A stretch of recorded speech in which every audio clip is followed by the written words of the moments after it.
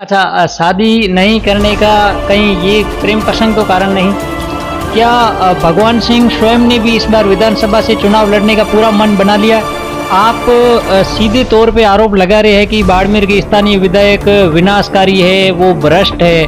अगर एक कहावत ये भी है कि पहाड़ पे लगी आग को ना देखकर पैरों की आग को देखें। अगर बात हम करें आपकी पार्टी की, तो आप भ्रष्ट और विनाशकारी बाड़मेर के स्थानीय विधायक को देख रहे हैं। आम आदमी पार्टी के 2 मंत्री आज भी जेल में हैं। ईडी आए दिन उनके घर पे जो छापामार कर रही है और करोड़ों के घोटालों में आपके मंत्री पकड़े जा रहे हैं। इस बारे में क्या कहना है आपका? अच्छा, अभी जो आप बात कर रहे थे आपकी पार्टी के जो नेताओं के बारे में, जो आपके हाईकमान की अगर बात करें तो उनके ऊपर एक आरोप उनके ऊपर भी है कि वो गरीब तबके से आते थे और आज उन्होंने शीश महल बना दिया, वो 45 करोड़ का। उस बारे में कुछ कहना चाहेंगे आप? आम आदमी पार्टी कहती है कि हम कभी अपराधी पृष्ठभूमि के लोगों को नहीं लेते हैं, तो आपके ऊपर तो बहुत सारे मुकदमे हैं, फिर आपने कैसे पार्टी ज्वाइन कर ली? करनी और कथनी में फर्क है क्या? बात करें अगर बाड़मेर विधानसभा के जातिगत आंकड़ों की, तो बाड़मेर में वर्तमान समय में ST/SC के 50,000 प्लस वोट है और उनके एक दलित नेता जो कि काफ़ी चर्चाओं में रहते हैं, उदाराम जी, जिनके सुनने में ये आता है कि आपका और उनका मनभेद चल रहा है। आपको नहीं लगता कि इसी विधानसभा चुनाव में वो आपको वोट की चोट करेंगे? जहां राजनीतिक गलियारों में उठापटक शुरू हो गई है, जहां आचार संहिता लगने से पहले भारतीय जनता पार्टी ने अपने उम्मीदवारों की सूची जारी कर दी है और कांग्रेस का भी दावा है कि वो पहले नवरात्रा से अपने उम्मीदवारों की सूची जारी कर देगी। वहीं आज हम आपको मिलाने जा रहे हैं आम आदमी पार्टी के जिला अध्यक्ष भगवान सिंह लाबरऊ से, जो कि हमेशा अन्याय के खिलाफ की आवाज बने हैं और भ्रष्ट सरकारी तंत्र से लड़ते नजर आते हैं। वहीं आपको बता दें कि वर्तमान में आम आदमी पार्टी के जिला अध्यक्ष है और बाड़मेर विधानसभा क्षेत्र से विधायक के रूप में अपनी दावेदारी जता रहे हैं। स्वागत है आपका हमारे चैनल पर। धन्यवाद आपको और आपके समस्त दर्शकों का। आपसे मेरा पहला सवाल ये रहेगा कि RTI फाइटर के रूप में लड़ते लड़ते सीधा राजनीति में प्रवेश, क्या कोई खास वजह है इसकी? देखिए, मैं हमेशा एक मेरा सपना था कि मैं हमेशा एक भ्रष्टाचार इस सिस्टम से, इस तंत्र से मैं लड़ूं और इसको भ्रष्टाचार के ऊपर मैं लगाम लगाऊं, इसको मैं खत्म करूं। पहला मेरा सपना था मैं भ्रष्टाचार को खत्म कैसे करूं। तो हमने देखा कि भ्रष्टाचार खत्म करना आसान नहीं है, क्योंकि कैंसर और करप्शन इन दोनों की राशि एक ही है। कैंसर है वो कभी खत्म नहीं हो सकता है और करप्शन है वो भी खत्म नहीं हो सकता है। अगर हमने चाहा कि मैंने 2013 से लेके आज दिन तक मैंने बाड़मेर जिले के अंदर 10,000 से ज़्यादा लोगों को RTI का आवेदन तैयार करके दिया, उसकी फीस हमने दिया, उनको रजिस्टर्ड डाक का खर्चा तक दिया, लेकिन उसमें नतीजा क्या रहा? मात्र 5 से 6 लोग हैं वो उसमें रुके। बाकी वाले लोगों ने इसमें, कोई पंचायतों के अंदर ज़्यादातर मामले आते तो कोई टांके के चक्कर में, कोई शौचालय के चक्कर में आकर के वहीं पे मामले को ड्रॉप कर दिया। तो हमने देखा कि इसमें भ्रष्टाचार को हम खुद बढ़ावा दे रहे हैं, लेकिन RTI लगाने से लोगों का काम हो सकता है, इसको हम कंट्रोल कर सकते हैं। लेकिन कई बार हमने जैसे भ्रष्टाचार के खिलाफ लड़े, RTI लगाई, उसमें प्रयास किया, तब हमारे को कई बार मुकदमे झेलने पड़े, कई बार धमकियां मिलती है। धमकियों में ऐसा नशा हो गया कि रोज की अगर 1-2 धमकी नहीं आती है तब लगता है कि हमारी दिनचर्या वो पूरी नहीं हुआ है। तो एक धमकी हमारे लिए एक आम बात थी। जिंदगी के अंदर हमारे को जो खतरा था वो हमेशा बना हुआ रहता है, लेकिन फिर भी हमने कभी हिम्मत नहीं हारी। लास्ट में जब पिछली बार जब मुझे गिरफ्तार किया, एक पुलिस के बड़े अधिकारी ने कहा कि आपके ऊपर कोई मामला तो नहीं बनता है, लेकिन हमारी एक मजबूरी है, इसलिए हमें गिरफ्तार करना है। मैं उसका कारण, तो ऊपर से प्रेशर है। हमने पूछा कि ऊपर से प्रेशर क्या है? तब उन्होंने कहा कि साहब हमारी एक मजबूरी है। तब मैं हंसते हंसते जेल जाते हुए मैंने कहा, मेरे अंदर साहब बहुत मजबूती है, मैं जेल जाके तो आ जाऊंगा, लेकिन वापस आकर के मुझे भी राजनीति में आना पड़ेगा और मुझे भी एक राजनेता बनना पड़ेगा, ताकि आप जैसे पुलिस अधिकारियों को गुलामी से मुक्त करवाना पड़े और मुझे ऐसे जो सरकारी ब्यूरोक्रेसी है जितनी भी है उसको मुक्त करवाने के लिए राजनीति में कदम रखना। भ्रष्ट तंत्र से लड़ते लड़ते कई मुकदमे, हमले आपे होते, कभी डर लगा आपको? देखिए, जिंदगी में जहां तक डर नहीं है तब तक आदमी आगे नहीं बढ़ सकता है। डर मुझे लगता है, डर मुझे इस बात का लगता था कि मैंने अगर इस भारत में जन्म लिया है, मैं इस धरती के ऊपर बोझ तो नहीं हूं, ये मुझे डर लगता है। क्या मैं इस अपनों के लिए मैं कुछ कर सकता हूं? अगर मैंने उसके लिए कुछ नहीं किया तो मैं बोझ बनकर मरना नहीं चाहता हूं। ये मेरा हमेशा डर रहता है कि मैं कुछ करके दिखाऊं, मैं कुछ करूं, और लोगों के पीछे, भीड़ के पीछे नहीं चलना चाहता हूं। हम अगर जो रास्ता बनाए तो लोग उस रास्ते को फॉलो करें, इस बात का मुझे डर रहता है कि मैं इस कहीं भीड़ तंत्र में खो ना जाऊं, ये मुझे डर लगता है। अगर भ्रष्ट तंत्र से अगर लड़ता हुआ अगर मर जाऊंगा तो लोग कम से कम याद तो रखेंगे, मुझे देख करके लोगों के अंदर खून तो खुलेगा, इसलिए मैं लड़ता हूं। बात करें अगर, अभी आपने कहा अपनों की, बात करें अगर अपनों की, तो इस लड़ाई में लड़ते देखकर आपको, आपकी बीवी, आपके बच्चे, आपको कभी रोकने की कोशिश नहीं की? देखिए, मैं आपको बताना चाहता हूं कि मैं अनमैरिड हूं, मैंने शादी नहीं किया है। अच्छा अच्छा।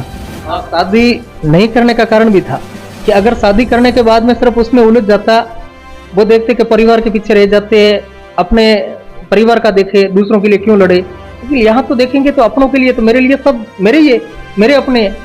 मैंने न जाति देखा, न मैंने धर्म देखा, न मैंने संप्रदाय देखा, न मैंने दिन देखा, न मैंने रात देखा। मेरे सामने कभी भी अगर रात को भी अगर व्यक्ति आया तो मेरे से बना तो उनकी मदद करने की कोशिश करेंगे। मैंने आज दिन तक हजारों की तादाद में मेरे पास व्यक्ति आया होगा तो मैंने उनकी मदद किया होगा। कई बार हमारे पास वकीलों में नोकझोंक होती है कि आप जाके फ्री में उनको काम करके दे रहे हो, हमारे पेट पे क्यों लात मारते हो। लगता है कि उम्मीद लेके आया है तो कम से कम उनको बड़ी आस लेके आया तो उनको अपने से जितना बड़े उनकी मदद करने का प्रयास करते हैं। इसलिए लोगों के लिए, जो अपना पूरा परिवार है उस परिवार के लिए लड़ रही है। परिवार में अगर शादी करता तो 2 बच्चे होते, 4 होते, 1 दर्जन होते, इससे ज्यादा तो नहीं होते। लेकिन आज मेरे पास में जितने भी मेरे सामने आते हैं वो मेरे अपने हैं और मैं उनके लिए लड़ता हूँ, हमेशा आवाज देता हूँ। अच्छा, शादी नहीं करने का कहीं ये प्रेम प्रसंग तो कारण नहीं? नहीं, ऐसा प्रेम प्रसंग के लिए ऐसा कुछ हुआ नहीं। मेरा एक था, गुजरात के अंदर रिटायर्ड एक IAS अधिकारी थे जो जामनगर गुजरात में कलेक्टर थे, और 2007 के अंदर मैंने देखा बड़ौदा रेलवे स्टेशन के पास में मुझे मिले। और मैं जब एक नाश्ता कर रहा था, चाय पी रहा था, मॉर्निंग का टाइम था, मेरे मित्रों के साथ में मैं खड़ा था। एक व्यक्ति था बुजुर्ग जो टकटक की नज़र से देख रहा था। हमने देखा कि प्रोफेशनल को भिखारी तो नहीं लग रहा है। हमने पास में जाकर उनको पूछा कि अंकल आप नाश्ता करोगे? तो उन्होंने ना हाँ कहा ना कहा। हमने जब उनको नाश्ते की जगह प्लेट दिया तो उन्होंने आराम से लिया, नाश्ता किया। दोबारा पूछा तो उन्होंने वापस वही प्रतिक्रिया थी, ना हाँ ना। दोबारा उनको दिया, तीसरी बार दिया, मतलब वो भूखे थे 3-4 दिन से। हमने वापस उनको चाय पिलाया। हमने बाद में पूछा कि अंकल जी आप रहते कहाँ हो? तो उनकी आंखों में आंसू थे। तब उन्होंने अपना परिचय देते हुए बताया मैं रिटायर्ड IAS हूँ, मेरा एक ही बेटा है। बेटा और बहू कहीं घूमने के लिए गए और उन्होंने मेरे को घर से बाहर निकाल के छोड़ा था। कहा कि आप घर को गंदा कर दोगे, हम जब वापस नहीं आएंगे तब तक आपको घर से बाहर रहना है। घर के लोग करके चले गए। ये एक वास्तविक घटना बता रहे आप? वास्तविक घटना है। मैंने उसी दिन से प्रेरणा ली। आज दिन तक मैंने ये प्रेरणा, आपने पूछा था मैं बता रहा हूँ, मैंने मेरे माँ बाप को नहीं बताया। वाकई में शादी न करने का फैसला मैंने उसी दिन लिया कि एक रिटायर्ड IAS अधिकारी और उसकी इकलौती संतान, एक ही बेटा, अगर उनको घर से बाहर निकाल के छोड़ते हैं और उनके पास में नहीं आता तो शादी करके अपने बच्चों से यही उम्मीद रखते हैं। तो मुझे लगा कि शादी करने से अच्छा न करना अच्छा है। जहाँ लोग हैं वो सब अपने हैं, जो रखेंगे तो बुजुर्ग में नहीं, लास्ट में जाकर वृद्धाश्रम पकड़ लेंगे, वही ठीक रहेगा। मैं ना आज दिन तक मैंने ना संपत्ति इकट्ठा किया है, मेरे 2 जोड़ी कपड़े रहते हैं, साथ में एक सन्यासी जीवन जीता हूँ, बाकी मेरे पास में कुछ नहीं है।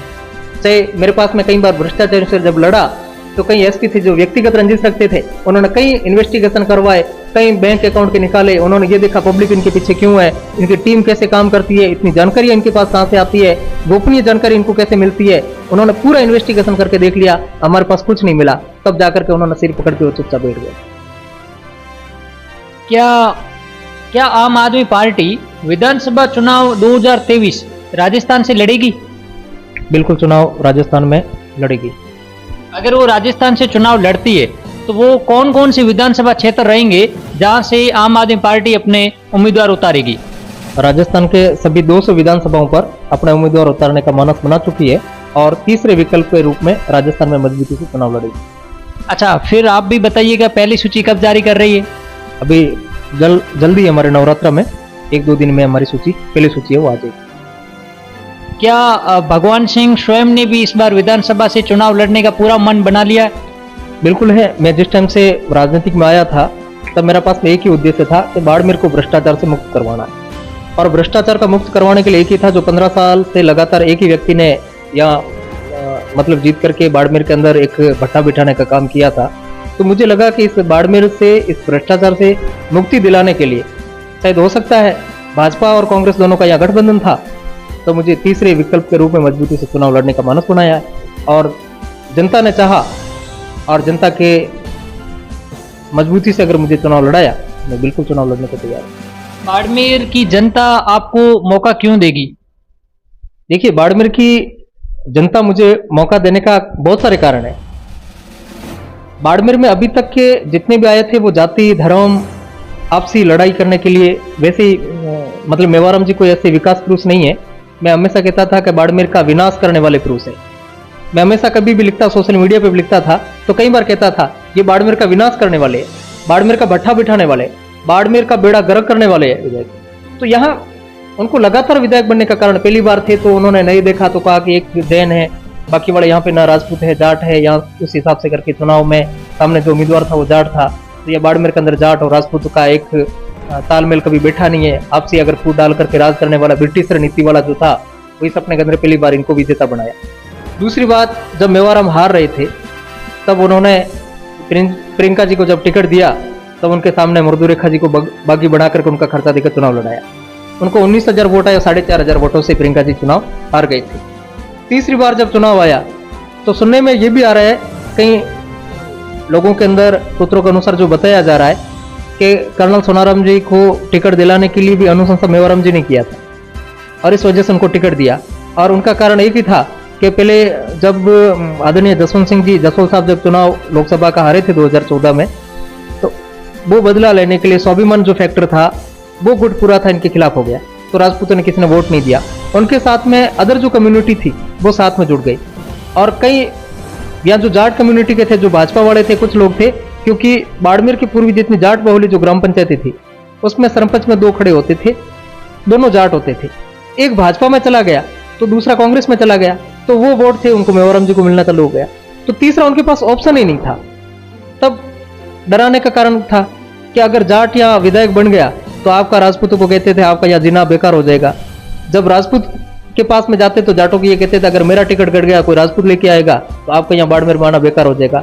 तो उस डर की वजह से मजबूरी से जाट भी वोट देते थे, मजबूरी से इनको राजपूत थे उनको वोट देते थे और लगातार ये विकास पुरुष बन के बैठे थे। जब इनके पास में ये एक वो भेड़िया होता है, शेर की खाल पहन के बैठता है, तो वो मतलब शेर बनता है, वो शेर नहीं बनता है। ये सिर्फ विकास पुरुष थे। अब ये लोगों के सामने सच्चाई, मतलब भाजपा ने कभी इनका विरोध नहीं किया, भाजपा में करने की हिम्मत नहीं थी क्योंकि इन दोनों का गठबंधन था।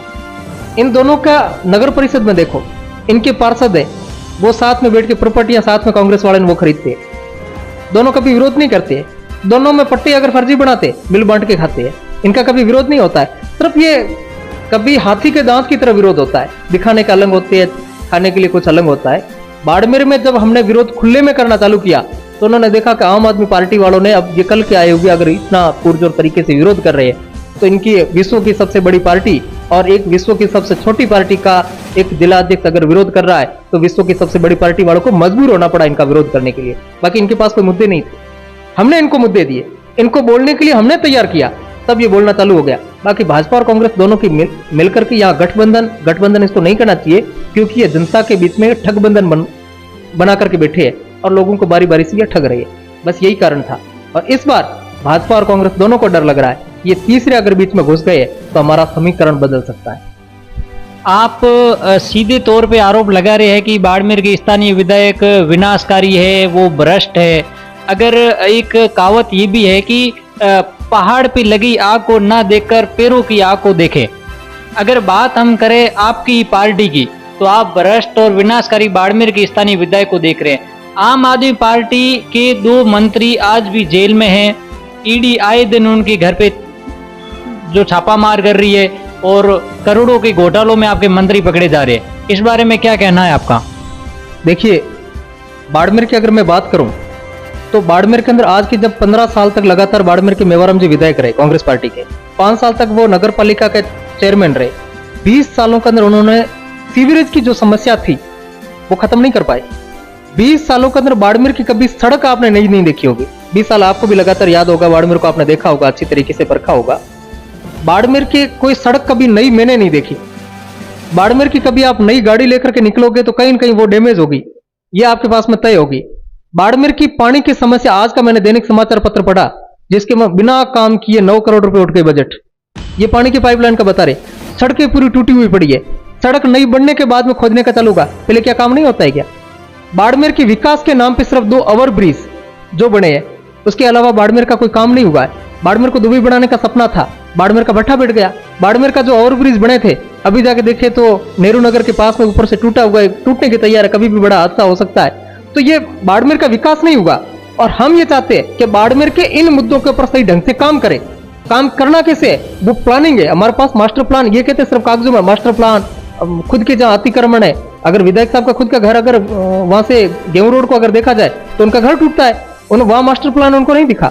दूसरे कहीं गरीब बैठे थे, वो मास्टर प्लान में आके उनको अतिक्रमण को तोड़ना चालू कर रहा। रही हमारी पार्टी के नेताओं की बात, आम आदमी पार्टी विश्व की पहली ऐसी पार्टी है कि पार्टी के गठन करने के 6 महीने के बाद में सरकार बनाई थी।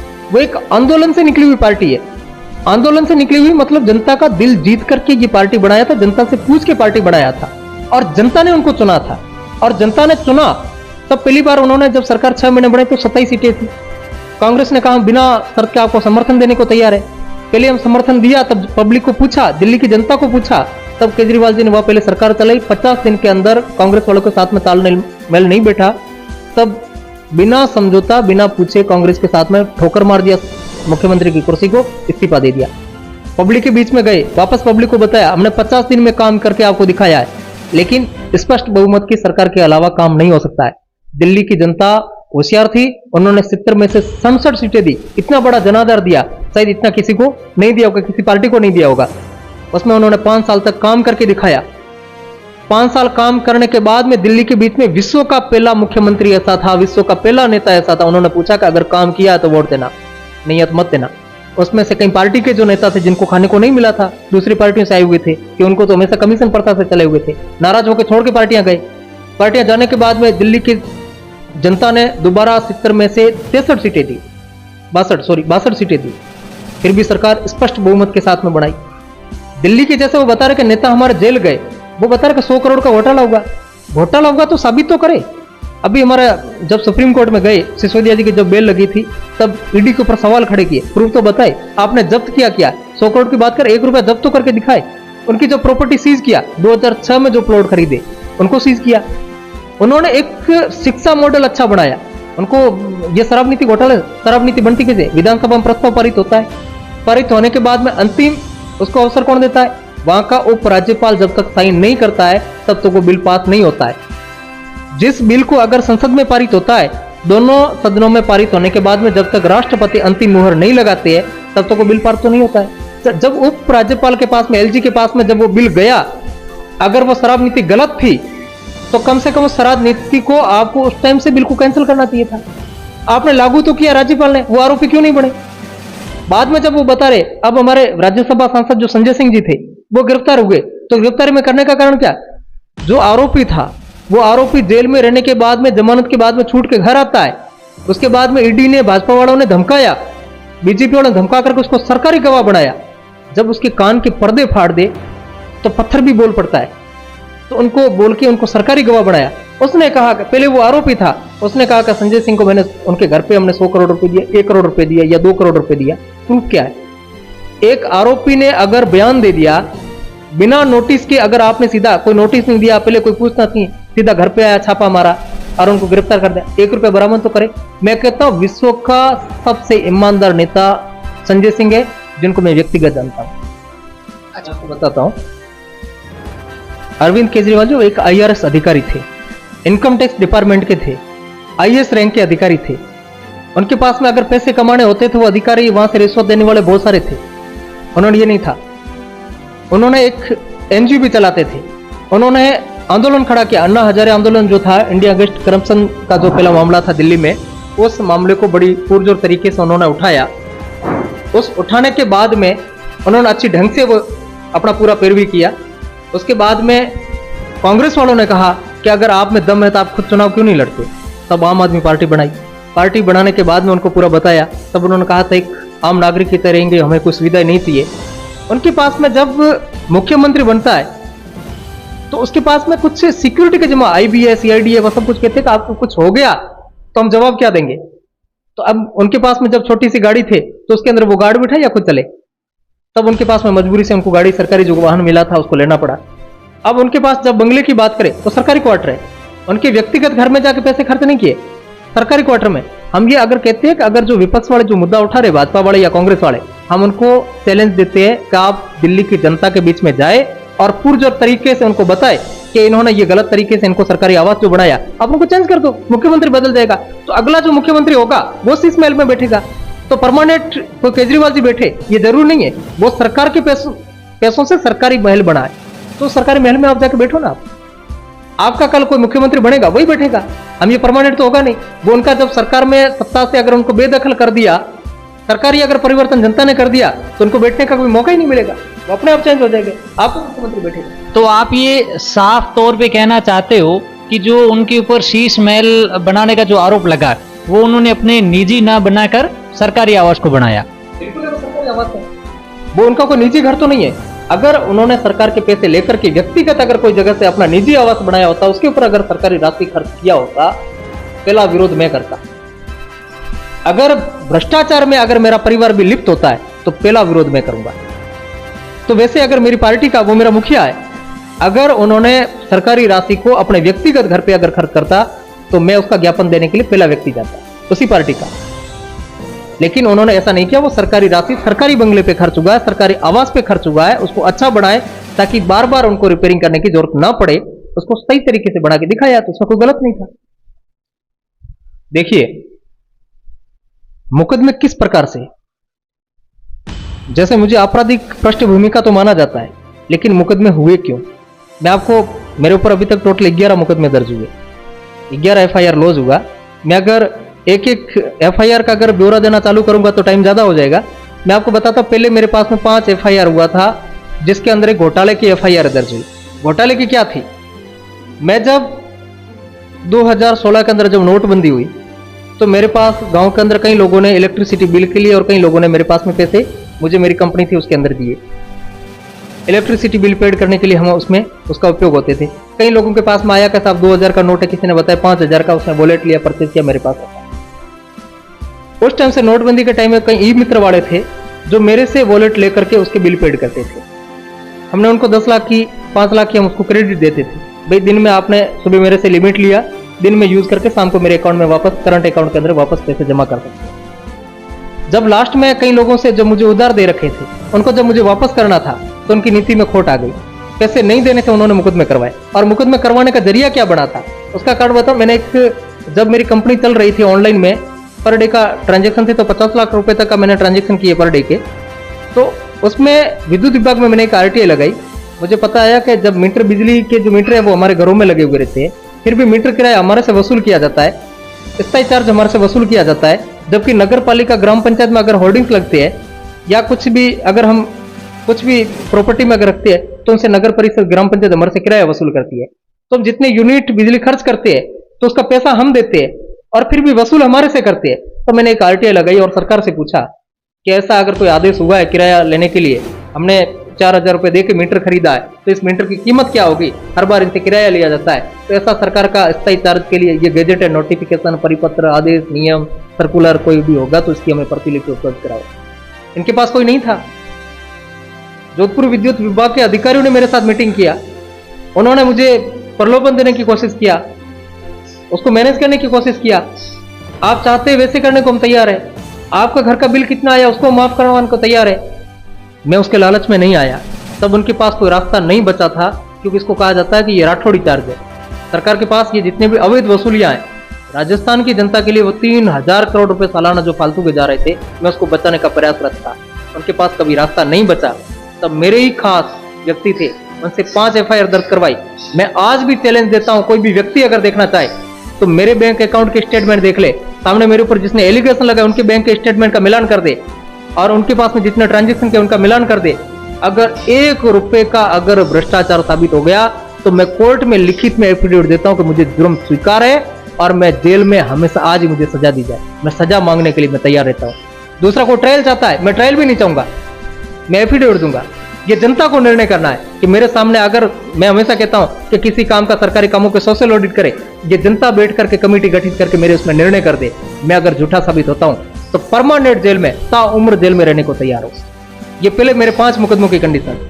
दूसरा, एक जैन महिला के साथ में लूट करते, कोई दिन में शराबी कोई ऐसी का व्यक्ति था, लड़का जाकर उसके साथ लूट करता है, मैंने एफआईआर लिख के दिया, मेरे खिलाफ लूट का मामला किया, अपहरण का मामला दर्ज करवाया, एफआरआई कोर्ट में स्वीकार हो चुकी। उसके बाद में जब मामला, एक गरीब पीड़ित को मेरे से मदद मांगने के लिए आया। दूसरा, सरकारी जो रास्ता निकल रहा था ग्राम पंचायत का, नरेगा की रोड बन रही थी, मेरा एक ही सर था, जहां कटान है वही रास्ता निकलना चाहिए, सेटलमेंट के टाइम किसी का खेत खराब नहीं होना चाहिए। एक व्यक्ति था जो भ्रष्टाचारी था, जिसने 1 करोड़ 68 लाख का घोटाला कर रखा है, ग्राम सेवा सहकारी समिति का आरटीआई लगा रखी थी, उसने मेरे खिलाफ बताया कि जबरदस्ती मेरे खेत में रास्ता निकला। भगवान सिंह ग्राम पंचायत का कर्मचारी नहीं, मेट नहीं, मजदूर नहीं, फिर भी मेरे खिलाफ, और ग्राम पंचायत का कोई व्यक्ति आरोपी नहीं, मेट आरोपी नहीं, भगवान सिंह आरोपी बनता है और उसमें जेल जाता है। उसके बाद में मुकदमा एक किसी नाबालिग बच्ची की थी, गांव के अंदर किसी का पोक्सो का मामला कोई दर्ज होता है। मैंने कहा कि वो लड़का यहाँ था ही नहीं, 3 महीने से बाहर था और लड़की 2 महीने की प्रेग्नेंट थी। तो उन्होंने कहा भगवान सिंह तो यहाँ रहता है, इसी गांव में पड़ोस में रहता है, मेरे खिलाफ बलात्कार का पोक्सो का मामला दर्ज हुआ। लोग तो कहते हैं कि पोक्सो बलात्कार का शर्मिंदगी महसूस करते थे, मैं कहता हूँ अन्याय के खिलाफ लड़ रहा हूँ। वो जितना भी आरोप लगाए लेकिन साबित कर दे, मैं कहता हूँ फांसी पे लटकाना चाहिए थी। मेरे जैसे ऐसा अगर जघन्य अपराध किया है तो फांसी से कम सजा नहीं होनी चाहिए। प्रूफ करे, जांचें हुई, प्रशासन पूरा विरोधी था, उसमें एफआरआई। लास्ट में एक नाबालिग बच्ची थी, उसकी 13 साल के 11 साल में डॉक्यूमेंट्स रिकॉर्ड कहता है, 3 प्रूफ मैंने उसके साथ में बताया। मुझे किसी ने गोपनीय जानकारी लिखित में दिया, मेरा नाम नहीं आना चाहिए। लास्ट में मैंने राज्य बाल संरक्षण आयोग में शिकायत किया, उसके ऊपर संज्ञान लिया, उन्होंने जांच करवाई, लास्ट में मेरे खिलाफ एफआईआर दर्ज करवाती है। और जिसने मुझे शिकायत किया था, मैंने उसका नाम जेल जाने तक गोपनीय रखा। उसको इतना प्रताड़ित किया कि उसकी बेटी की बारात आने से 8 घंटा पहले उसको सुसाइड करना पड़ा, फांसी के फंदे पे लटकना पड़ा। जिसने मुझे शिकायत किया, दुख होता है आज भी, वो भी ऐसी का था। लेकिन ऐसे गरीब लोगों के लिए मैं लड़ते हुए मैंने मुकदमे झेले। व्यक्तिगत एक मुकदमा बताए, मैंने 3000 करोड़ लोगों का बचाना, प्रदेश की रुपए बचाते हुए अगर 5 मुकदमे झेले, मुझे कोई अफसोस नहीं है। मैंने अगर आवाज उठाया किसी की पीड़ित महिला की मदद करते हुए अगर मुकदमा होगा, मुझे कोई अफसोस नहीं है। मुझे अगर पीड़ित महिला की, अगर मुझे पीड़ितों के गांव के अगर रास्ता निकालते हुए अगर मेरे खिलाफ झूठा मुकदमा दर्ज होता है, मुझे कोई अफसोस नहीं। मैंने ऐसे कई मुकदमे झेले, लेकिन मेरे लिए नहीं, मैंने जनता के लिए मुकदमे झेले। अगर झेलते हुए भी अगर मैं कहता हूं अगर मेरी प्राणों की आहुति देना पड़ा, तब तक मुझे पीछे हटने से कोई अफसोस नहीं होगा। इसलिए मुकदमा झेलना पड़ता है, करना पड़ता है। और मैंने ये पूरा पार्टी के सामने रखा, कौन सा मुकदमा क्यों हुआ था, किस वजह से हुआ था। तो पार्टी ने ऐसा तो कोई नेता होता ही है जो बिना मुकदमे करे थे। संजय सिंह बताते कि मेरा यूपी का एक ही दिन में 23 मुकदमे हुए थे आंदोलन करते हुए। तो ये हम आंदोलन करते हुए जनता के लिए लड़ेंगे तो मुकदमे होंगे और प्रूफ हो जाए। खुद न्यायालय अगर हमारे जस्टिस से दोषी करार देगा तो हम खुद कहेंगे कि कड़ी से कड़ी सजा देनी चाहिए। आसान सजा वाला वो हम नहीं मांगते, हम हमेशा ये कहते हैं कि खुद को सजा देने वाले खुद ही न्याय करने वाले, न्यायालय जो न्याय करेगा हम उसको मांगने के लिए। रोजी रोटी कपड़ा मकान को लेकर तो हर पार्टी अपना अपना दावा करती है, हर बार चुनाव उसी मुद्दे पर चुनाव लड़ती है। आखिर हर व्यक्ति की अहम जो आवश्यकता है वो शिक्षा है, और शिक्षा को लेकर आपकी क्या मुद्दे रहेंगे, क्या एजेंडा है? देखिए, विश्व की पहली पार्टी आम आदमी पार्टी ऐसी है जिन्होंने शिक्षा के ऊपर अच्छा काम किया। दिल्ली के अंदर जो स्कूलों का एजुकेशन का जो मॉडल बनाया, उन्होंने स्कूल का जो पुराने स्कूलें थे उनका जो व्यवस्थित करवाया था, वो एक 5 स्टार होटल की तरह बना दिया, जिसमें स्विमिंग पूल, ये कुछ जो शिक्षक थे स्कूलों में जो कमियां थी उनको जो पूरा किया, उनकी जो बिल्डिंगें थी उसके अंदर विदेशी लोग जो थे उसको देखने के लिए आते थे। कई जगह से उनको एक स्कूलों का जो मॉडल था, शिक्षा का मॉडल था, वो दूसरी वाले विपक्षी पार्टियों को अखर गया। दूसरे स्टेट के लोग थे वो दिल्ली के स्कूल का जो शिक्षा का मॉडल है उसको देखने के लिए जाते थे। वही पंजाब के अंदर 1.25 साल पहले हमारी सरकार बनी है, तो पंजाब के अंदर वही स्कूलों में शिक्षा का मॉडल बना दिया। जो प्राइवेट स्कूलों में जो पढ़ते थे, गरीब का बच्चा और अमीर का बच्चा एक ही स्कूल में पढ़ेगा। वहाँ का जो शिक्षक है वो कोई जगह काम दूसरा काम नहीं करेगा। अभी हमारे जैसे राजस्थान में जो गारंटी दिया है केजरीवाल जी ने, उसमें स्पष्ट किया है कि राजस्थान के अंदर जितने स्कूल है उनके अंदर जो शिक्षा है के काम करेंगे, अच्छा ढंग से करेंगे। सभी स्कूलों के अंदर जो टीचर है वो पूरा करेंगे और शिक्षक पढ़ाई के अलावा कोई काम नहीं करेंगे, जैसे बीएलओ का काम है या जैसे जनसंख्या गिनती का काम है, सर्वे का काम है, ये टीचर काम नहीं करेंगे, क्योंकि ये हमारा भविष्य निर्माता है, ये बच्चों का भविष्य निर्माण करने वाले हैं। ऐसे लोगों का दूसरा काम नहीं। फिर हम तो उनको काम तो दूसरी जगह लगा देंगे कि आज जैसे कोरोना काल आ गया तो लाशों की गिनती करने के लिए लगा दिया, हॉस्पिटल में लगा दिया, कोरोना वॉरियर्स के तौर पे काम करने के लिए लगा दिया, और अब हम उनसे रिजल्ट मांगेंगे तो रिजल्ट ये संभव नहीं हो सकता है। तो उनके लिए अगर जो टारगेट देंगे तो उनका पूरा काम करेंगे, तो वो सही तरीके से करेंगे तो वहां से रिजल्ट मिलेगा। तो राजस्थान के अंदर जितने स्कूलें हैं उनके अंदर टीचर है, जैसे भी राजस्थान सरकार ने 8वीं स्कूल थी उनको 10वीं बना दिया, 10वीं से उन्होंने 12वीं स्कूल सीनियर सेकेंडरी कर दिया। खर्चा क्या था, 50 रुपए का कलर का डब्बा ले आए, ऊपर पेंटर ला करके 150 रुपए का खर्चा करके नाम चेंज कर दिया। टीचर 3 थे, सीनियर सेकेंडरी स्कूल है, अब 12 क्लास को 3 टीचर हैंडल करेंगे, उसमें एक प्रिंसिपल है, एक बीएलओ है और एक टीचर के भरोसे पूरी स्कूल रहेगी। तो कैसे मैनेज होगा, रिजल्ट कहां से मिलेगा? यही होगा कि ये प्राइवेट स्कूल है जो मनमर्जी से जो फीस ले रही है उनके ऊपर नियंत्रण करो, सरकारी स्कूलों को अच्छी करो और उनको पाबंद करो कि जितने गवर्नमेंट के अधिकारी है वो सरकारी स्कूल में बच्चों को पढ़ाना चालू कर दे और बाकी वाले जो गरीब होंगे वो भी उसी स्कूल में पढ़े। इसी के ऊपर हमारा काम करने का पार्टी काम कर रही है और ये दुनिया की पहली ऐसी शिक्षा नीति को लेकर के चलती है जो दिल्ली और पंजाब मॉडल को देख ले, ये राजस्थान में ये मॉडल लागू है। पिछले 30 वर्षों से, जहां तक मेरा मानना है, पिछले 30 वर्षों से राजस्थान की राजनीतिक परंपरा रही है कि हर समय हर 5 साल बाद उन्होंने परिवर्तन किया और जनता के पास जो विकल्प है, विकल्प के तौर पर रहे हैं भाजपा और कांग्रेस। क्या इस बार तीसरा विकल्प के रूप में आम आदमी पार्टी उभरेगी? बिल्कुल है। राजस्थान में अगर पिछला 30 साल की बात करें तो राजस्थान की जनता बदलाव क्यों करती है? यहां बारी बारी से भाजपा और कांग्रेस दोनों का एक गठबंधन बना हुआ था। अभी कुछ दिन पहले वसुंधरा जी ने बताया था कि गहलोत साहब ने बताया था कि वसुंधरा जी ने मेरी सरकार को बचाया, नहीं तो गिर जाती। यह तय था कि इन दोनों के बीच में गठबंधन है, एक बार बीजेपी एक बार कांग्रेस। जब राजस्थान की जनता भाजपा से परेशान होती है तब कांग्रेस को वोट देती है, भाजपा को हराने के लिए वोट देती है कांग्रेस को। जब कांग्रेस वाले 5 साल तक जनता को परेशान करते हैं तो वो आक्रोश उनके बीच में होता है कि वो कांग्रेस को हराने के लिए वापस भाजपा को वोट दे। तीसरा उनके पास कोई ऑप्शन नहीं है। तीसरा ऑप्शन में चुनाव लड़ने के लिए अदर पार्टियां, बसपा ने चुनाव लड़ी, कम सीटों पर लड़ती है, वहां पे अगर 20 या 25-30 सीटों पर लड़ती है तो 6-7 विधायक बनती है। जमींदार पार्टी आई तो उन्होंने पंजाब के अंदर वहां से स्टार्ट किया तो 3 विधायक उनके बने। बीटीपी थे तो उनके 2 विधायक बने और पी ने पिछली बार चुनाव लड़ा तो मतलब 50 से ज्यादा सीटों पर चुनाव लड़ा, मतलब 200 सीटों पर चुनाव नहीं लड़ा तो उनके 3 विधायक बने। तो सभी जगह से सीटों पर अगर चुनाव लड़ते ही नहीं है तो सरकार तीसरा विकल्प भी नहीं है, तो चुनाव करे किसको? उनको पता है कि ये किसी भाजपा के साथ या कांग्रेस के साथ गठबंधन करेंगे, तो हम उनको वोट क्यों दे? क्षेत्रीय जो दल है उनको वोट क्यों दे? तब वो कहते भाजपा या कांग्रेस को, इनको हराने के लिए उसको दे, उसको हराने के लिए उसको दे। तीसरा उनके पास ऑप्शन नहीं था। आम आदमी पार्टी है जो कम समय में मतलब 10 सालों के अंदर राष्ट्रीय पार्टी का दर्जा मिला, वो 200 सीटों पर चुनाव लड़ रही है। तो एक जनता के लिए तीसरा विकल्प है और तीसरे विकल्प के रूप में अगर मजबूती से हम लड़ेंगे तो जनता के लिए एक उम्मीद है कि हम अगर तीसरे विकल्प को अगर चुनाव दे, भाजपा और कांग्रेस दोनों से वो परेशान है, इस परेशान की वजह से हमारे पास में मौका देगी और हम हमारी सरकार बनाएंगे। जहां राजस्थान की राजनीति की बात करें तो जो पार्टियां हैं वो माफी चाहूंगा, जो पार्टियां हैं वो जातीय संतुलीकरण या फिर वो आपराधिक मामलों के ऊपर या फिर एक पार्टी एक धर्म विशेष के ऊपर, एक दूसरी पार्टी दूसरे धर्म विशेष के ऊपर, ये राजनीति की जो इनका माहौल रहता वो रहता है। तो राजस्थान में आम आदमी पार्टी अपनी जो विचारधारा है उसी के ऊपर लेकर चुनाव लड़ेगी या वो अपनी विचारधारा का भी राजस्थानीकरण करेगी? देखिए, आम आदमी पार्टी ने कभी किसी धर्म की बात नहीं किया। आम आदमी पार्टी ने हमेशा विकास की बात किया। आम आदमी पार्टी ने हमेशा शिक्षा की बात किया। आम आदमी पार्टी ने हमेशा स्वास्थ्य की बात किया। आम आदमी पार्टी ने महिलाओं के सम्मान की बात किया। आम आदमी पार्टी ने शहीदों के सम्मान की बात किया। आम आदमी पार्टी ने जो ठेका प्रथा जो भी है, ये संविदा कर्मी है, उनको परमानेंट करने की बात किया। आम आदमी पार्टी ने युवाओं को रोजगार देने की बात किया। आम आदमी पार्टी ने हमेशा मुद्दों की राजनीति किया।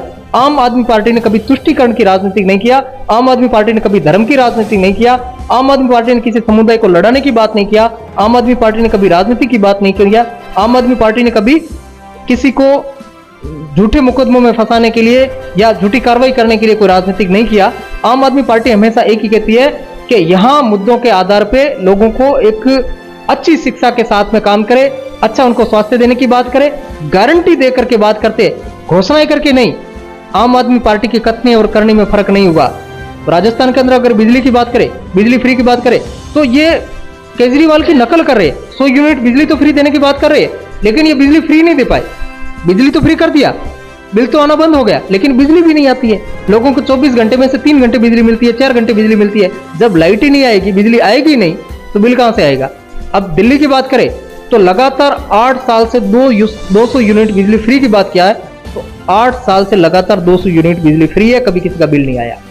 उसके साथ में 24 घंटे बिजली दिया। पंजाब की बात करें 300 यूनिट, 1.25 साल हो गया, 300 यूनिट बिजली उनको फ्री दे रहे हैं, 24 घंटा दे रहे हैं। जो वहां कोयला के प्लांट जो बंद पड़े थे झारखंड में पंजाब सरकार के, उनको वापस चालू करवाया। पंजाब के अंदर जो प्राइवेट कंपनी के पास थे वो कहते हम चला नहीं पाते, सरकार ने कहा हम चला के दिखाएंगे। तो ये होती है नीति की बात। नीति अगर साफ है तो वो करके दिखा सकते हैं, अगर नीति साफ नहीं है तो नहीं करके दिखा सकते हैं। इसलिए यहां सिर्फ आम आदमी पार्टी है मुद्दों के आधारित राजनीति करती है, धर्म के आधारित बांटने की राजनीति, तुष्टीकरण की राजनीति नहीं करती। कहीं ना कहीं जो पीड़ित परिवार है शराब से, उनकी एक मांग ये भी रहती है कि राजस्थान में गुजरात मॉडल की तरह शराब बंद होना चाहिए। इसके बारे में आम आदमी पार्टी कार्य करेगी। देखिए, गुजरात के अंदर जहां शराब तो बंद है, लेकिन मेरा व्यक्तिगत तरीके से मैं अगर बताऊं तो राजस्थान से, हरियाणा से, पंजाब से भी ज्यादा शराब है वो गुजरात में बिकती है। राजस्थान में अगर शराब बेची जा रही है तो कम से कम सरकार के पास रेवेन्यू तो आ रहा है, और गुजरात में जितनी शराब बेची जा रही है वो सब अवैध है, सरकार को तो कोई रेवेन्यू नहीं मिलता है। मैं कहता हूं अगर ये शराब या अगर बंद करना, पूरे देश में बंद होनी चाहिए, क्योंकि किसी जगह, क्योंकि विदेश से तो आ नहीं सकती है, और विदेश से आना भी कोई बड़ी बात नहीं होती है, लेकिन शराब को थोड़ा सप्लाई करना, तरल पदार्थ है, लिक्विड है, तो इसलिए लिक्विड फॉर्मूले से वो आ नहीं सकती है। बाकी हीरोइन है तो विदेशों में आती है, लेकिन यह पार कर रही है। जब तक यहाँ शराब अगर पूरे देश में अगर प्रतिबंधित कर दे तो मैं चाहता हूं कि ये बंद हो सकती है। बाकी एक राज्य में बंद करेंगे तो दूसरे राज्य वाले वो उसको ब्लैक में करना चालू कर देंगे, अवैध रूप से उसको बेचना चालू कर देंगे, तो इससे सरकार को ही नुकसान है। उसका रेवेन्यू जो मिलता है, राजस्थान में सबसे ज्यादा रेवेन्यू वो शराब से मिल रहा है, तो रेवेन्यू बंद हो जाएगा। तो इसलिए मैं मेरा व्यक्तिगत रूप से मानता हूं कि शराब को बंद करने से कोई फायदा नहीं होगा। पीने वाले हैं वो तो आप क्या कहना चाहते हो कि अगर राजस्व इनकम आ रही है, रेवेन्यू अगर आ रहा है और उससे हजारों लोगों का नुकसान हो रहा है, हजारों परिवार उससे पीड़ित है, उससे परेशान हो रहे हैं, तो वो शराबबंदी नहीं होनी चाहिए, वो सही है, आप ये कहना चाहते हो? मैं कहता हूं कि पूरे देश में बंद होनी चाहिए, एक स्टेट में नहीं बंद होनी चाहिए। अब गुजरात की अगर बंद करने की बात करें तो गुजरात में सबसे ज्यादा बिक रही अभी भावनगर के अंदर है, जहरीली शराब वाला हादसा हुआ, कई लोग मरे गए। तो ये जैसे अवैध रूप से अगर बनेगी और बिकेगी तो लोग तो वैसे भी पिएंगे। गुजरात में सबसे ज्यादा झुपड़पट्टियों में जाओ, गरीब लोग तबके वहां जाओ, रात को एक भी बिना शराबी नहीं मिलेगा। तो शराब पीने वाले तो वहां भी है। हम ये कहते बंद होना चाहिए, लेकिन होना चाहिए तो पूरे देश में होना चाहिए, एक स्टेट में नहीं। एक स्टेट में होंगे तो जो रेवेन्यू मिल रहा है उसका लॉस हो जाएगा। मेरा कहने का मतलब ये है। अगर बात करें बाड़मेर शहर की, तो बाड़मेर में विकास के मुद्दे आपके पास क्या क्या रहेंगे? किन किन मुद्दों पे आप बात करना चाहेंगे? देखिए, बाड़मेर के अंदर जैसे यह एक सीवरेज की सबसे बड़ी समस्या है।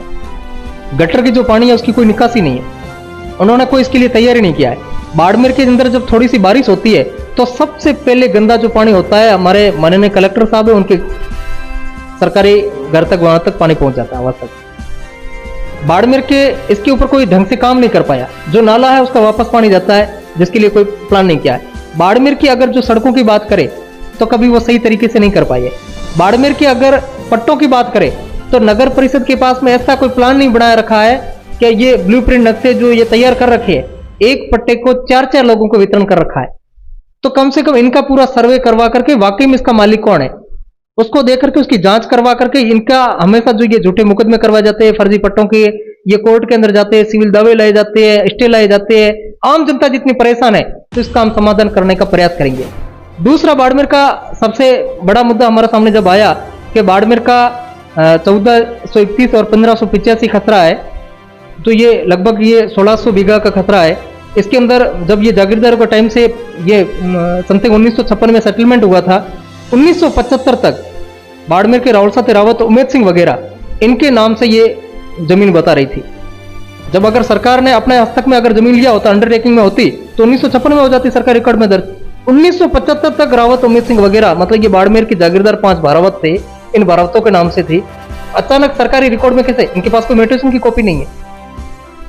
हम इसके लिए अगर हम चुनाव जीतते तो पहला मुद्दा हम विधानसभा तक जाके उठाएंगे कि अगर जब जागीरदारों की जमीन थी, अगर जागीरदारों ने उस टाइम से स्टाम्प लिख करके किसी को बेचान किया है तो वो वैलिड क्यों नहीं है?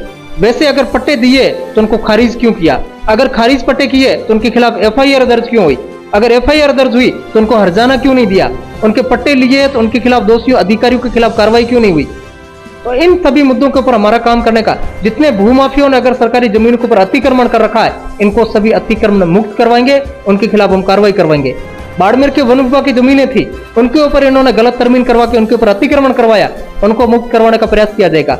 बाड़मेर के अंदर हॉस्पिटल के अंदर अगर स्वास्थ्य की बात करें तो यहाँ सीएसआर का जितना फंड आता है वो यहाँ पर काम नहीं है। बाड़मेर के अगर सीएसआर फंड की बात करें तो हम कहते हैं राजस्थान का विकास हो सकता है। बाड़मेर की कंपनियां जैसे JSW है, RSMM है, या केरन कंपनी है, वेदांता है, तो इन कंपनियों के अंदर 4000 करोड़ से ज्यादा एक ही कंपनी का टर्नओवर है सालाना। उनका 2% जो होता है वो सीएसआर में रेवेन्यू है, यहाँ खर्च स्थानीय फंड में खर्च होना चाहिए। इनकी 2016 में कमेटी बनी थी जिसमें बाड़मेर और बायतू के विधायक, बाड़मेर के सांसद, जिला कलेक्टर साहब, जिला प्रमुख, 2 यहाँ का जो समाज सेवी, उन लोगों की कमेटी बनी थी। ये कमेटी बैठ के डिसाइड करेगी, 1 महीने में एक बार मीटिंग करेगी कि ये सीएसआर फंड है वो कहाँ पे खर्च होगा। कभी इनकी मीटिंग नहीं हुआ। बाड़मेर के विधायक ने कहा, उनसे फंड उठाया, अपने पास में रखा, अपने चाहतों को हेडपंप दिया होगा। अगर 60,000 का हेडपंप होगा तो उनका 2 लाख का या 1.5 लाख का 1,40,000 का बिल बना दिया होगा। तो यह सही तरीके से विकास नहीं हुआ। हम कहते हैं सर्वे करवा के सीएसआर फंड है उनको स्थानीय कंपनियों को जो यहाँ रोजगार देना था युवाओं को, वो रोजगार नहीं दिया। हम उसको रोजगार देने की बात करेंगे। यहाँ का जितनी पोल्यूशन की समस्या है तो उसकी पोल्यूशन की समस्या का समाधान करेंगे। तो ये जो कंपनियां इस नियम को फॉलो नहीं कर रही है तो इनको फॉलो कराने के लिए हम पूरा प्रयासरत रहेंगे। लोगों के पास में सही तरीके से विकास की और लोगों के बीच में जाकर के उनको बैठ करके उनकी मीटिंग लेकर के पूछेंगे कि वाकई में विकास करने के लिए क्या चाहिए, वो जनता तय करेगी। एक विधायक प्रतिनिधि बनाते हैं तो प्रतिनिधि मालिक नहीं है, वो जनता का सेवक है, वो जनता का दास है। और दास को उन मालिकों से पूछना पड़ेगा कि बाड़मेर का काम करने के लिए आप मालिक लोग बताओगे कि हमें काम क्या करना होगा। हम आपका संदेश लेकर के विधानसभा तक कैसे पहुंचे और विधानसभा में आपकी बात क्या रखनी होगी वो जनता बताएगी। मन मर्जी से नहीं करेंगे, जनता जाके हाथ जोड़ के खड़े रहिए और वो मालिक बन के बैठे। तो इस प्रथा को हम खत्म करने का प्रयास करेंगे। वाकई में स्वराज, राम राज्य क्या होते वो लाने का हम प्रयास करेंगे। राजस्थान में आम आदमी पार्टी ने गारंटी कार्ड लॉन्च किया है, उसमें 8 शर्तें बताई गई है। अगर उसमें चिकित्सा, स्वास्थ्य, बिजली, सारी चीजें अगर आप फ्री में दे दोगे तो आखिर देश चलेगा कैसे, राज्य प्रदेश कैसे चलेगा, उसमें इनकम कहाँ से आएगी? आप किस स्तर पर उनको फ्री देने के दावे कर रहे हैं? देखिए, दिल्ली के अंदर आपने देखा होगा कि 200 यूनिट बिजली का फ्री का वादा किया था, 8 साल हो गए, लगातार दे रहे हैं। रेवेन्यू जब 30,000 करोड़ का था उसको लेकर 84,000 करोड़ तक का पहुंच गया। नीयत साफ थी, उसमें कोई कमी नहीं आई। दिल्ली में सरकार ने शिक्षा का वादा किया था, स्कूल मॉडल है वहां का, दिल्ली का है, पूरे विदेशी लोग वहां से देखने हुए डेलीगेशन आता है, देखने के लिए आता है। आउट ऑफ कंट्री के लोग गए तो देखते हैं, कई स्टेट का डेलीगेशन है उसको देखने के लिए जाता है, उस मॉडल को लागू करने का प्रयास करते हैं। दिल्ली की महिलाओं के लिए वहां पे फ्री में बस में यात्राएं दी जाती है। दिल्ली के वृद्ध लोग हैं, सीनियर सिटीजन है, उनको फ्री में यात्राएं करवाई जाती है। लगभग 80 ट्रेनें गई है दिल्ली की जनता को लेकर के अलग अलग तीर्थ करवाने के लिए, तो ये फ्री में होती है। अब देती कैसे है वो बताऊं। अब राजस्थान का बजट अगर 2023 का देखें तो लगभग 2,14,000 करोड़ का था। दिल्ली की पॉपुलेशन 8 करोड़ है लगभग। अगर एक व्यक्ति के ऊपर भार देखा जाए तो लगभग 2,67,000 रुपए का है। क्या प्रत्येक व्यक्ति पढ़ता है? क्या स्कूल में पढ़ाई नहीं करता है? प्रत्येक व्यक्ति कभी बीमार नहीं होता है? प्रत्येक व्यक्ति कभी यात्रा नहीं करता है? प्रत्येक अधिकारी कर्मचारी जो सेना का या पुलिस का जवान है वो शहीद नहीं होता है? सभी महिलाएं नहीं है। तो इनके जो 2,67,000 एक व्यक्ति के ऊपर खर्च हो ही नहीं सकता है। नियत साफ है तो हम ये कहते हैं कि 2,67,000 एक व्यक्ति के ऊपर बैठता है। उनको सही तरीके से अगर बांटना चालू करेंगे, अगर हम फ्री की बात करें, भ्रष्टाचार कैसे होता है? भ्रष्टाचार अगर हम सरकारी कार्यालय में जाएंगे, आप जैसे कोई सर्विस करते हैं, आप जैसे मीडिया कर्मी है, आपको अगर जल्दबाजी में किसी जगह जाना है तो आप लाइन में बैठेंगे, अगर मेरा काम थोड़ा जल्दी कर दे, ये 100 रुपए पकड़ो या 500 रुपए पकड़ो, मेरा जल्दी काम कर दो। तो दिल्ली के अंदर एक सिस्टम बना हुआ है कि वहां की जनता के लिए जो काम करवाने के लिए एक नंबर दिया हुआ है, उसके ऊपर फोन करते हैं, वहां का कर्मचारी घर पे आता है, डॉक्यूमेंट्स कलेक्ट करता है और वो पूछता है कब आना है, वो कहता है 6 बजे 8 बजे घर पे आना, कल मेरे को टाइम नहीं, परसों आना, तो वो दूसरे दिन वो घर पे आता है कर्मचारी, वहां से डॉक्यूमेंट्स कलेक्ट करता है। जवाब देते है कि 15 दिन में उसको डॉक्यूमेंट्स तैयार करके घर पहुंचाना है, लाइन में नहीं लगना पड़ता है, तब उनके लिए रिश्वत देने की कोई आवश्यकता नहीं पड़ती है। तो राजस्थान में ये गारंटी दी जाती है कि भ्रष्टाचार को कंट्रोल करने के लिए क्या होगा, कर्मचारी घर जाएगा, डॉक्यूमेंट या जनाधार चेंज करना है। पहले अपने पास में क्या भामाशाह था, भामाशाह से जनाधार बन गया। मुख्यमंत्री का पहले वसुंधरा जी का फोटो था, गहलोत जी का फोटो चेंज हो गया, नाम भी चेंज हो गया। तो जनता को तो पूरा लाइन में खड़ा रहना पड़ा। तो हमारी सरकार आ जाती है तो लाइनों में खड़ा रहने की जरूरत नहीं पड़ेगी, वो कर्मचारी लोक सेवक आपके घर पे आके आपका काम करेंगे, ये तय होगा। तो हमने जो बजट बताया कि प्रत्येक व्यक्ति के ऊपर जो बजट जितना है उसमें से हम डिवाइड करके खर्च करेंगे, ठेका प्रथा है नहीं। जैसे बिल होता आता है वितरण करने के लिए, लोगों को उसका टेंडर निकालना पड़ता है घर घर पहुंचाने के लिए, तो वहां तक घर पहुंचाने की आवश्यकता नहीं पड़ेगी, उसका काम बजट है ही नहीं, तो लोग ऊपर से कमाई देने के लिए कोई तैयार नहीं होगा, क्योंकि काम ही फ्री में हो रहा है। तो कर्मचारी रिश्वत लेने बंद कर देंगे तो करप्शन होगा ही नहीं, लोग रेवेन्यू देते हैं, ईमानदारी से टैक्स देते हैं, वही टैक्स हो जनता का, जनता के ऊपर ही खर्च किया जाता है, जनता का जनता के द्वारा जनता के लिए, बस ये तय है, इसलिए फ्री में दे सकते हैं। अगर विधायक और सांसद के ऊपर फ्री में अगर खर्च हो सकता है, उनको सब्सिडी मिल सकती है, तो जनता तो मालिक है, मालिकों के लिए क्यों नहीं। हमारी पार्टी यही चाहती है कि जनता ही हमारी मालिक है और मालिकों के ऊपर ये खर्च होना चाहिए, ये मूलभूत सुविधा है, उनको मूलभूत सुविधा देनी चाहिए। आपने इस जो 8 गारंटी में जो दी है उसमें से एक आपने ये भी लिखा है कि जो शहीद होंगे उनके लिए 1 करोड़ रुपए का बजट, उनके लिए आपने 1 करोड़ रुपए राशि रखी है। उसमें सैनिक शहीद में आप किन सैनिकों को गिनेंगे? देखिए, सैनिक के लिए मतलब जैसे आर्मी में है, बीएसएफ में है, यहाँ तक पुलिस वाले को कभी शहीद का दर्जा तो नहीं है, लेकिन उनको कम से कम वो आदमी ऑन ड्यूटी गया है, वो हमारे लिए गया है, ऑन ड्यूटी आम जनता के लिए वो लड़ता हुआ गया है, तो कम से कम उसको हम वापस तो नहीं ला सकते। अभी अपने कुछ दिन पहले बाड़मेर के अंदर जब एसपी ऑफिस में तैनात थे पीरे खान जी, हार्ट अटैक से उनकी डेथ हो गई। अब पीरे खान जी का जाने का तो दुख है सभी को, लेकिन उनको हम वापस तो नहीं ला सकते, लेकिन उस परिवार को आर्थिक संबल देने के लिए सरकार हमारी 1 करोड़ रुपए दे सकती है। अगर हमारी आम आदमी पार्टी की सरकार होती तो उनके परिवार को वेट नहीं करती, घोषणा नहीं करती, उनका 12 दिन निपटने से पहले तीसरे या चौथे दिन हमारा सरकार का प्रतिनिधि जाके उनको 1 करोड़ रुपए का चेक दे दिया।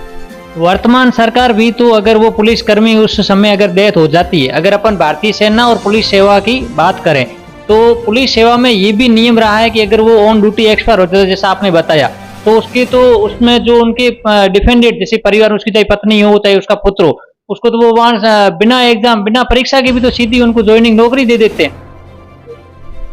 देखिए, उनको नौकरी तो देते होंगे, लेकिन अगर उनके परिवार में बच्चे अगर छोटे हैं तो कब वो बड़े होंगे तब जाकर उनको नौकरी देंगे। नौकरी देने में उसको टाइम तो लगेगा। उस टाइम उस परिवार की स्थिति क्या है। आज अगर अपने पास में पुलिस के सिपाही की अगर बात करें तो उसका ग्रेड पे क्या है। अगर उसके परिवार का खर्चा अगर सिटी में रहते हैं तो क्या वो पुलिस वाला एक परिवार का खर्चा चला पाता है। एक नॉर्मल देखने की बात है। अगर वो आकस्मिक तरीके से गया, वो तो परिवार का गया, उस परिवार को दुख होता है कि उसके परिवार की क्या हालत होती होगी, तो उस परिवार को आर्थिक संबल देने के लिए पहले पैसों की आवश्यकता होती है। नौकरी तो बाद की बात है, पहले कम से कम उनको आर्थिक संबल तो मिलना चाहिए। वो संबल देने की बात करते हैं, उनको सम्मान देने की बात करते हैं। एक मेरे मन का क्वेश्चन और हजारों युवाओं के मन में भी क्वेश्चन रहता है कि भगवान सिंह भ्रष्ट तंत्र से लड़ते रहते हैं। सरकारी अफसर हो, चाहे वो उद्यमी हो, चाहे वो नेता हो, हमेशा उनके खिलाफ लड़ते रहते हैं। समझौते के तौर पर कभी आपको कोई ऑफर नहीं किया गया? देखिए, इसमें जब लड़ना शुरुआत करते हैं ना, तब पहला हमारे पास में ऑप्शन आता है कि उनको जाकर के बैठ के बताया कि आपने ये आरटीआई लगाई क्यों थी। तब मेरा सवाल उनसे जवाब एक ही होता है, ये आरटीआई एक्ट में स्पष्ट प्रावधान है कि आप पूछ नहीं सकते हो कि किस लिए और क्यों लगाई। तो उनको पहले मैं स्पष्ट जवाब दे देता हूँ।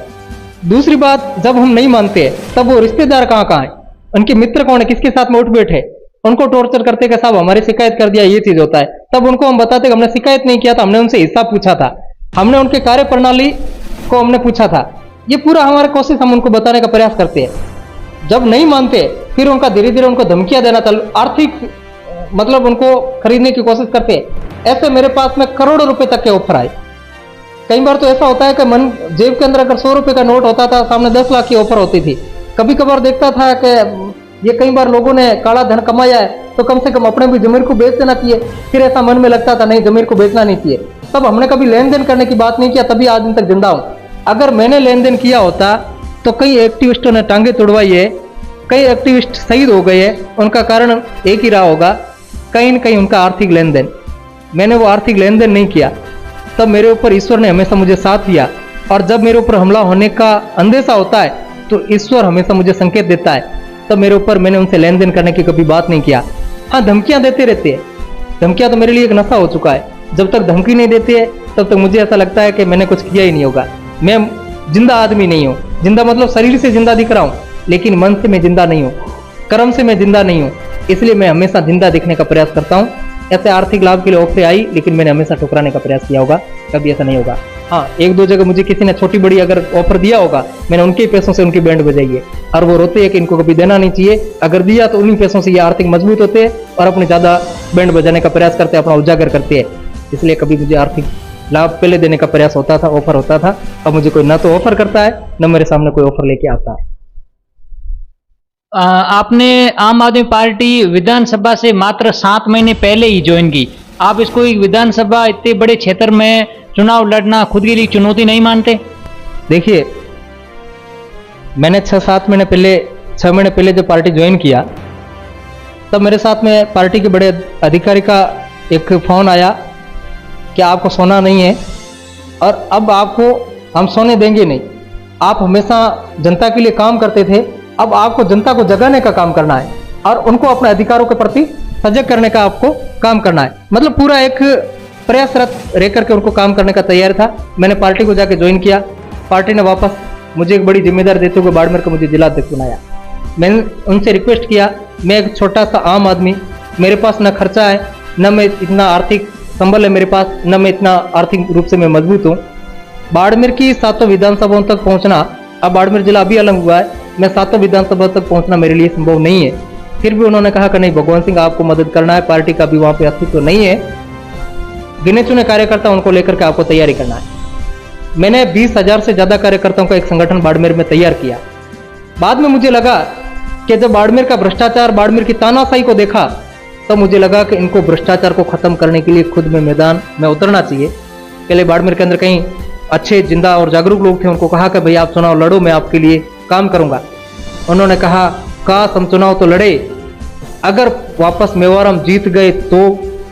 मैंने कहा देखो, ये एक लोकतंत्र का युद्ध का मैदान है, इसमें जीते या हारे, हार तो हम पहले से रखते हैं और जीत तो जनता के ऊपर है। हार तो हम लेकर के तैयारी कर रहे हैं और जीता ना जनता के हाथ में है, और हम जाकर हमारा प्रयास कर सकते हैं। वो जीते या हारे उससे हमें कोई मतलब नहीं है। हम किसी को हराने नहीं आए, हम हमारा जीत का लक्ष्य लेकर के आए। और बाद में पार्टी ने, मैंने भी आवेदन किया, पार्टी में और भी लोगों ने आवेदन कर रखा है, 3-4 आवेदन है, लेकिन पार्टी ने अगर मुझे टिकट दिया तो मैं मजबूती के साथ अपनी चुनौती को स्वीकार करता हूं और जनता के बीच में जाकर के बाड़मेर के जो भ्रष्टाचार, बाड़मेर के जो कारनामे हैं उनको सामने रखूंगा। और मैं किस लिए चुनाव लड़ रहा हूं वो मैं नहीं लड़ूंगा, वो बाड़मेर की जनता चुनाव लड़ने का प्रयास करूंगा। क्योंकि मैंने पहले बता दिया था, मेरी खुली किताबें जीवन है, मेरे पास कोई आर्थिक रूप में मैं संबल नहीं हूँ, मेरे पास में इतना सक्षम नहीं हूँ, मेरे पास चुनाव का आवेदन करने के लिए मेरे पास पैसा नहीं होगा।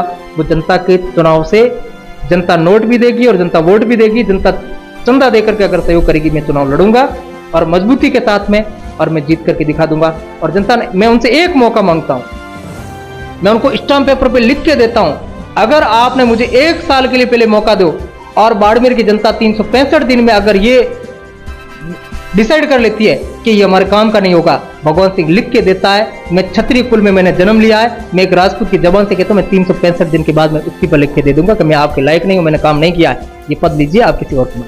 देखिए, उदाराम जी मेघवाड़ा है, वो एक दलित नेता है, वो अच्छे अपने समाज के बीच में अपने पेट रखते होंगे।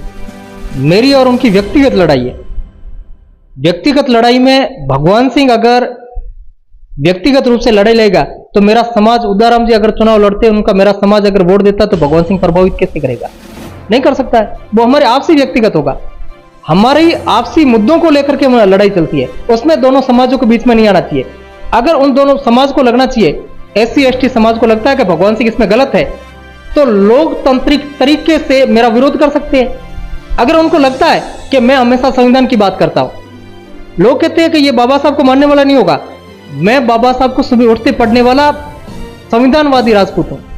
मैंने सुबह उठते लोग गीता को पढ़ते होंगे, मैं संविधान को पढ़ने की बात करता हूं। मैं सुबह उठते बाबा साहब के विचारों को पढ़ने वाला व्यक्ति हूं। मैंने अगर किसी को, दलित को, किसी को गाली दिया होगा तो मैं उनका व्यक्तिगत दोषी हूं। व्यक्तिगत लड़ाई है, मेरा उनका विरोध है। मेरा उनसे कोई व्यक्तिगत को आर्थिक लेन देन का कोई विरोध नहीं है, मुद्दों को लेकर के विरोध है। भगवान सिंह अगर गलत है, मेरा वो विरोध करेंगे। उदाराम जी अगर गलत है तो मैं उनका विरोध करता हूं, लेकिन उसमें किसी राजपूत समाज को और किसी मेघवाल समाज को या SC/ST समुदाय को बीच में आकर के हमारी व्यक्तिगत लड़ाई के बीच में उनको इंटरफेयर नहीं करना चाहिए। मेरे पास में कई SC/ST के आते हैं, महीने में कम से कम 20 मुद्दे ऐसे होते हैं जो मेरे पास में SC/ST के होते हैं, मैं उनके लिए काम करता हूं। अगर कोई कहता है तो मैं वैसे पीड़ितों को ला करके खड़ा कर सकता हूं कि इनकी मैंने मदद किया है कि नहीं किया, निस्वार्थ भाव से। कई बार ऐसे SC/ST के गरीब व्यक्ति भी आता है तो मेरे पास में अगर होता है तो मैं उनको किराया देके गांव तक भेजता हूं। तो वैसे लोगों के पास में मैं नहीं कहता हूं कि अगर भगवान सिंह कहता है उदाराम जी को वोट नहीं देना चाहिए या उदाराम जी कहते हैं भगवान सिंह को वोट नहीं, वो अपना लोकतांत्रिक तरीके से विरोध कर सकते हैं, लेकिन जनता जागरूक है। मुझे पता है कि मैं जिंदा व्यक्ति हूं और मुझे पता है जिंदा व्यक्ति को हर वर्ग के 36 कौम के लोग मुझे वोट देंगे। न इसमें जाट नाराज होंगे, न कोई मेघवाल नाराज होंगे, न इसमें वाल्मीकि समाज के नाराज होंगे, किसी भी वर्ग के नाराज नहीं होंगे। मुझे 36 कौम के लोग मुझे वोट दे सकते हैं। बहुत बहुत धन्यवाद भगवान सिंह जी आपका, आपने हमारे चैनल को समय दिया।